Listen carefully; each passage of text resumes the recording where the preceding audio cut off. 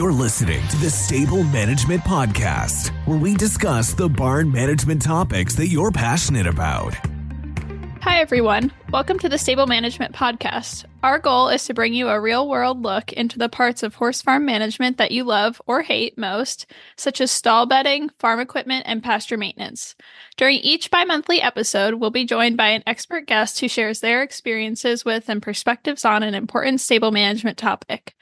My guest today is Madeline Boast, an independent equine nutritionist out of Ontario, Canada, and she'll be telling us about how to formulate a balanced diet for your horse.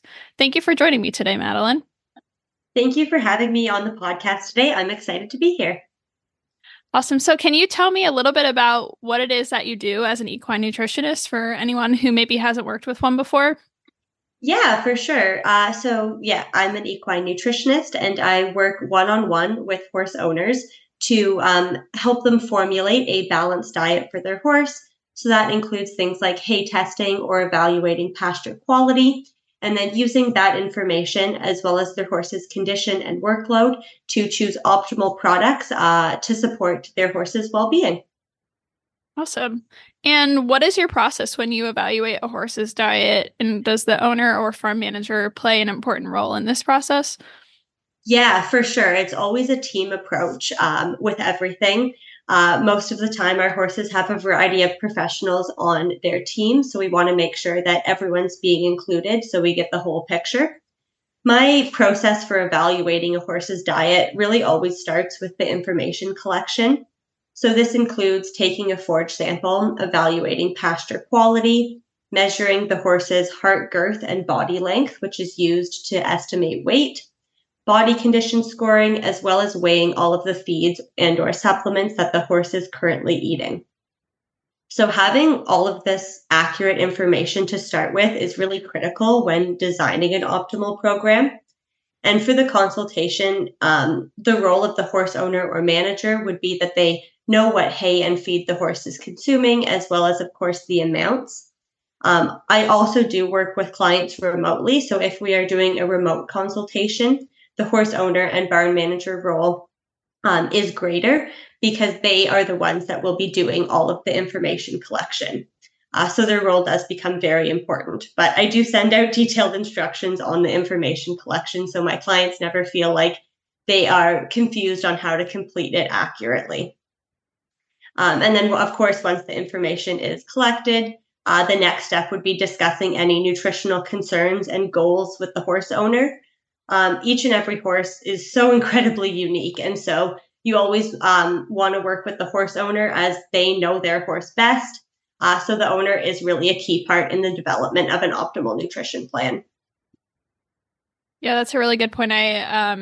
One of the old barn managers where my horse used to live would always tell me you're the expert on your particular horse, even though you're working with an expert on whatever field. So I think that's nice that you include the owners in the process because while they're definitely not the expert on nutrition, usually they do know more about your horse. So I like that point. Yeah, for sure. It's super important. And even I also like to say that you have to feel good about what you feed your horse. And so bringing the owner into the conversation is just so important. And especially for those owners that maybe have their horses at home, they're the ones that are going to be carrying out this plan. So it's got to be doable for them as well. Yeah, for sure. Can you tell us, what's the number one thing that barn managers and horse owners should consider when evaluating their horse's diet? This is a really good question, and it is difficult to choose a number one thing when you are creating an optimal nutrition plan because it is truly a whole picture approach. But if I had to choose one top factor, it would be for horse owners or barn managers to understand the body condition score system and regularly perform it on the horse that they own or manage. Body condition scoring is when you palpate the 6 different body regions to evaluate the amount of stored fat on that animal. So in North America, we primarily use the Heineke system, which is a 9-point scale. So you score the neck, the withers, the shoulders, the ribs, back, and tail head. You give it a score out of 1 to 9. So 1 is emaciated and very underconditioned, and then 9 would be extremely obese. So if a horse owner or the barn manager can effectively evaluate a horse's body condition, that's a fantastic start in ensuring that their nutrition program will remain adequate in regards to energy, as well as getting into the habit of regularly condition scoring can ensure that any unwanted changes in that animal's body condition are being addressed immediately. One little tip I like to give my clients is I like to encourage them that whenever your farrier comes out, make that day updated measurements day, because it's something that occurs on a regular schedule. So it can make it a little bit easier to remember to do that for your horse. I like that idea a lot because that's definitely something I struggle with. I look at my horses every single day pretty much. And from day to day, it's obviously very hard to tell if something has changed. But when you step back and look at them less frequently, it ends up working out a lot better for you. So I'll have to implement that trick with my horses. I like that a lot. Yeah, it makes it just, a bit easier to remember being on that regular schedule for sure. Well, and I also think you mentioned evaluating them regularly, and obviously that could affect your feed program. And I think that a lot of barn managers or horse owners might look at their horse on the day-to-day and say, oh, well, today I think he looks skinny. I'm going to add an extra half scoop of food to his diet. But I know from personal experience that doesn't always work out how you want it to. So I think kind of maybe looking at them less critically on the day-to-day would actually be beneficial in that respect. Yeah, and I find it really great when clients implement this, because then we have a really great kind of like database on how their horse's condition changes over time, and you can really evaluate maybe even the seasonal changes and how you're seeing your horse's weight fluctuate. Yeah, that's a good point. Seasonal changes in weight are so tough to deal with. Yeah, for sure. So we often hear the phrase forage-based diet, but what does that actually mean? And how can managers and horse owners ensure that the horses are being fed a forage-based diet? Yeah, this is an interesting question, because the term forage based, or you'll even sometimes hear forage first diet, is really gaining popularity. So, what it means when a diet is forage based is that the horse would be getting most of their calories or energy that they require from a forage source. So, whether that's hay or pasture, even things like hay cubes, we often include in these diets as well. So historically, horses did evolve as grazers, but as humans began to put horses into more intense work, we turned to grain rich concentrates because the animal had an increased energy demand. So these products were implemented to meet that. Large amounts of these feeds is typically not ideal, as they have been linked to issues such as gastric ulcers or obesity, and even behavioral issues as well. So, based on that, if we kind of look back, we know that forage should be the foundation of every horse's diet, and feeding an adequate amount of quality forage is really critical for both the health as well as the welfare of that horse. Most horses are already maintained on a forage based diet, so most companion or light riding horses are really easily maintained on hay or pasture, with a ration balancer included in that as well. So, horse owners and managers can ensure that their horses are on a forage based diet simply by allowing them adequate forage access. Due to the horse evolving as a grazer, we want to always be avoiding any prolonged fasting periods. So, therefore, allowing the horse to have forage to chew throughout the day is going to be an important first step. With forage based diets, the next critical consideration that you'd be looking at is ensuring that you're feeding the correct forage. So, a forage based diet can work for almost all horses if the correct forage is being fed in adequate amounts. Every horse is, of course, individual in their nutritional requirements. So, therefore, you're going to want to be sourcing a forage that complements their nutritional requirements. That, I understand, might sound a little bit confusing. So, we'll kind of get into a bit about the nutritional content of forage. And it varies greatly depending on a whole bunch of factors. So if we specifically discuss hay, You can have hay that is very mature grass and that has low digestible energy and protein, with a significant proportion of indigestible fiber. So this hay would not be adequate for meeting the nutritional requirements of a horse in heavy work. But on the other hand, if you have a hay that is immature and really energy rich, that type of forage might be great for a working horse, but it is not something that you would want to feed your easy keeper pony. Kind of one last caveat that I like to make sure I mention in regard to forage-based diet is that forage, whether it's hay or pasture, will not be meeting all of your horse's vitamin and mineral requirements. So even if you have a pony that is not in any work, we do need to be considering that and adding a ration balancer at minimum. So as the industry moves towards forage-based diets and they gain popularity, it's just important to remember that forage-only diets do need a little bit extra. We need to be making sure we're still supplementing those vitamins and minerals. So I'm going to step away from forage for just a second, but I do want to come back to it. You mentioned workload a few times. Can you tell me how you define light, moderate, and heavy workload? That's definitely something that I personally struggle to figure out with my own horses. I have two minis who I know are pasture pets. They have absolutely no workload other than moving around in the pasture. And then I have a thoroughbred gelding who's in training as a jumper and works 6 days a week, pretty solid workload. But it can be hard to evaluate exactly where he is on the scale because he definitely works harder than some, but he's not an Olympic level show jumper working super intensely every single day.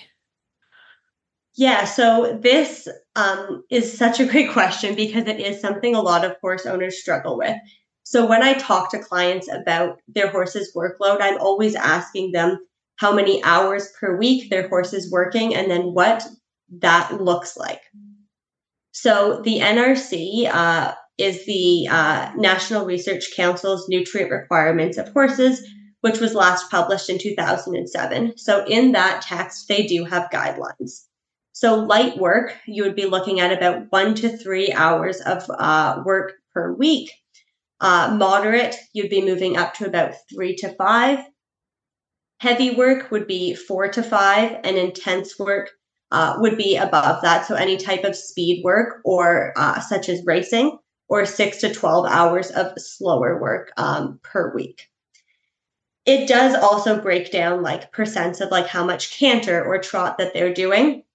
But for the most part, you can look at the hours per week within that text. That's a really good way of putting it. I like the hours per week because it can be hard to say, well, he goes on a trail ride once a week, but we flat pretty hard twice a week and he jumps once a week. So I like just breaking it down by hours, and then you can kind of take an overall look at how difficult it is within those hours. That's a much nicer, objective way of looking at things. Yeah, like the hours per week does work pretty well. But of course, if you're looking at heavy work being 4 to 5 hours per week, and you're really just doing 2 trail rides where they're walking the whole time, well, we wouldn't necessarily classify that as heavy work, even if it is meeting that hour requirement. So the hours are a good start for the guideline, but we also do have to keep in mind the intensity of the workload as well. For sure. Yeah. So I'm going to step back to forage now. And let's talk about hay testing. So what information would a hay test provide, and why is it beneficial to test your hay? Hay testing is one of my favorite topics to discuss. And with what we just talked about, with the forage-based diets gaining popularity, there is more attention on the forage in our horse's diet, which is fantastic. So if you think about what your horse consumes every day, so if you look at a 24-hour period and what your horse is eating during that time, the majority of it is likely hay or pasture.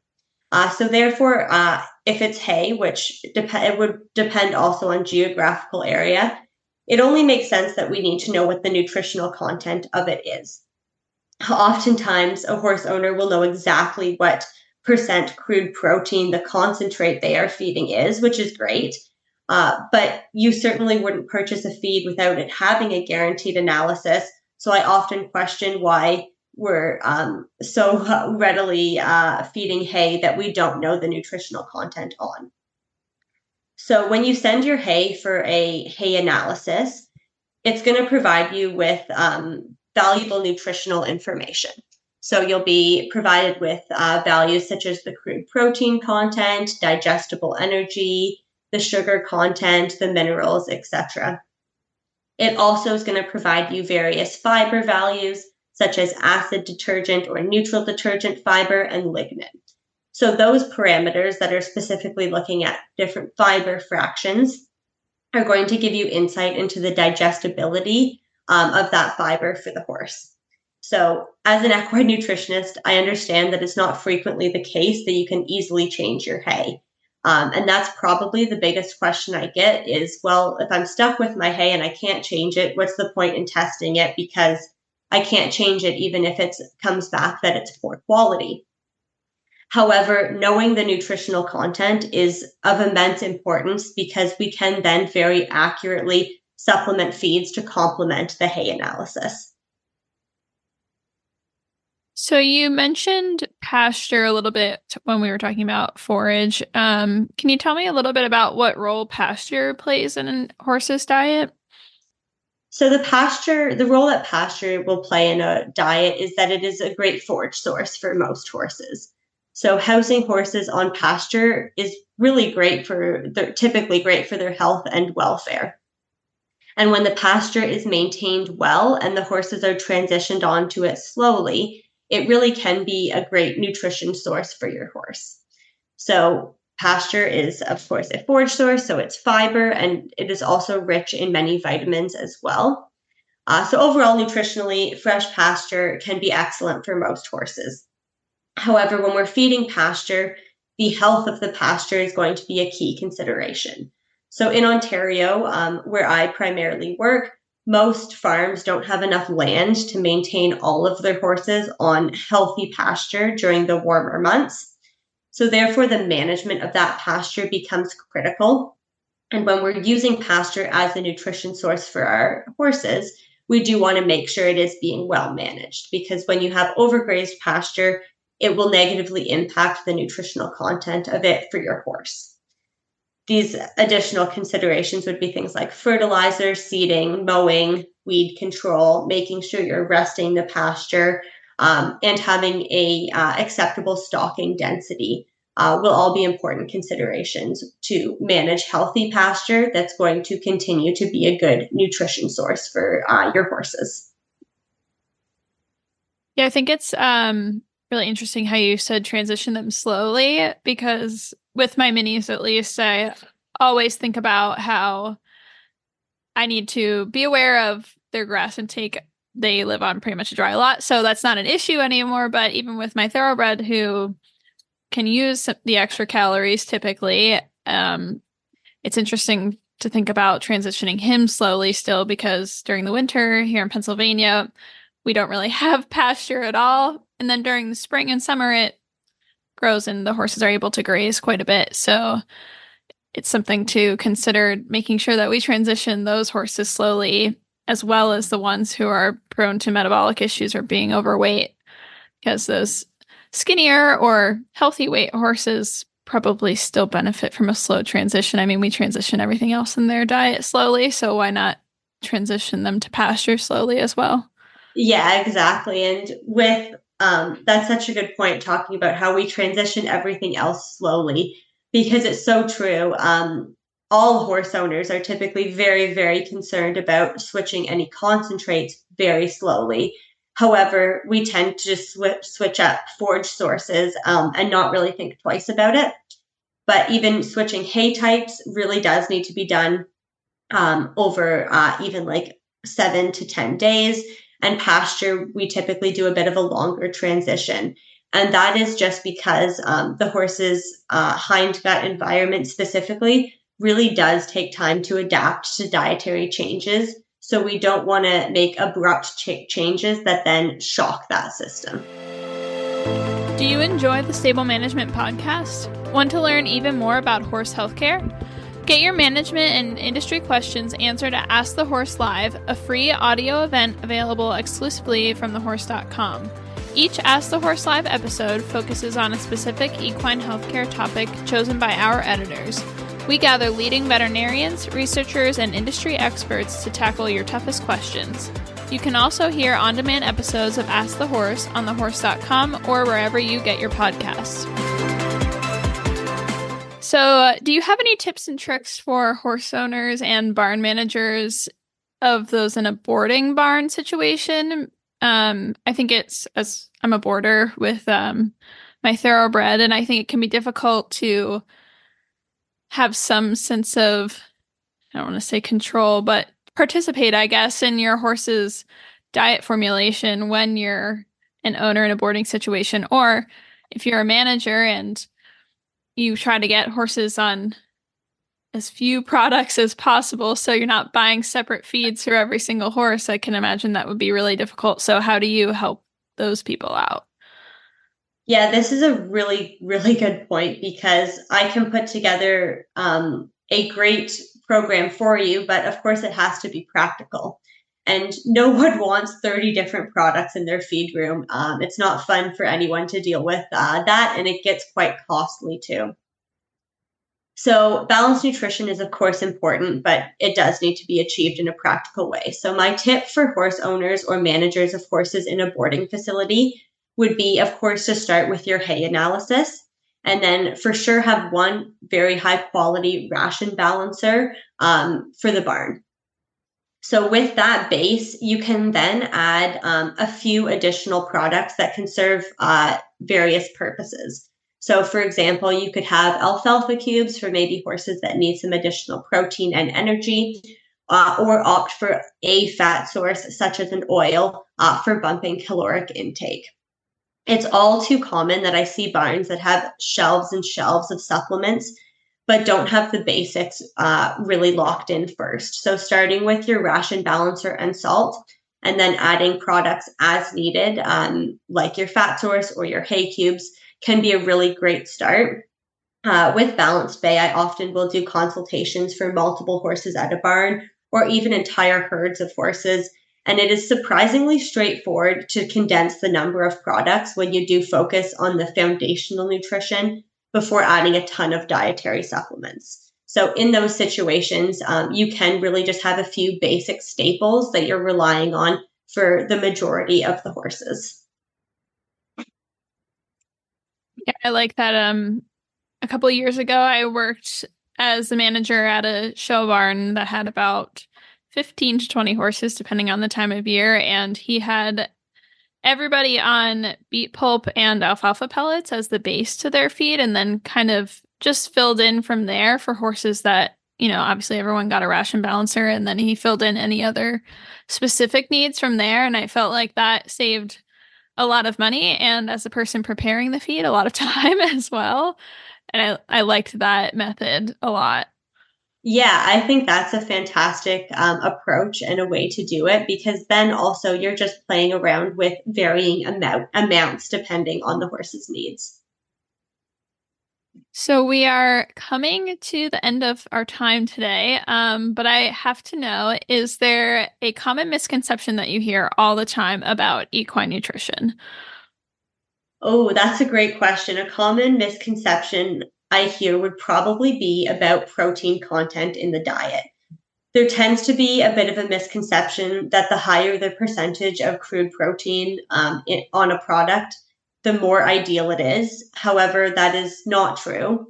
Horses require essential amino acids. So when we're focusing on protein, we should really be shifting our focus from the crude protein over to the quality of the protein source as well, and considering both of those parameters. So additionally, when we greatly oversupply protein, there are negative consequences such as kidney strain or development issues in young horses. It's also really, really costly to oversupply protein, and you can even run into issues with dehydration. So instead of just focusing on the crude protein percent and thinking that the higher the protein, the better that's going to be for your horse, focus on meeting their crude protein needs, but with a higher quality protein source. So something that's going to supply more essential amino acids. Yeah, that's a really good point. I think as humans, maybe this is just me, but I often see people talking about trying to get enough protein in their own diet. And I feel like sometimes we project that onto our horses as well. And I like your point about how it's really not cost effective, nor is it healthy for them. So that's definitely Yeah. something for everyone to look out for.